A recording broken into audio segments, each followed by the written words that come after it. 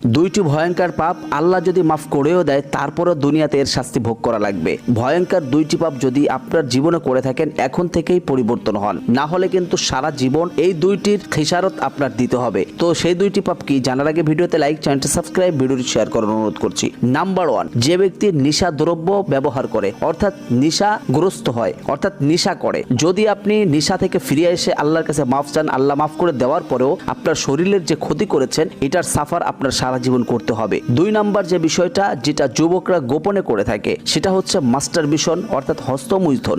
এই বিষয়টা থেকে ফিরে এসে যদি আল্লাহর কাছে তওবা করে মাফ চান, আল্লাহ মাফ করে দিলেও আপনি কিন্তু আপনার পারিবারিক জীবনে, আপনার বৈবাহিক জীবনে কিন্তু আপনার বউকে আপনি সুখী করতে পারবেন না এবং এটার সাফার কিন্তু আপনার মৃত্যুর আগ পর্যন্ত দিয়ে যেতে হবে। যারা এই দুইটি পাপে জড়িত আছেন এখন থেকেই পরিবর্তন হন এবং এখন থেকেই নিজেকে সংশোধন করুন। আল্লাহ পাক রব্বুল আলামিন আমাদের সকলকে সঠিক বুঝার মতন তৌফিক দান করুক। আমিন।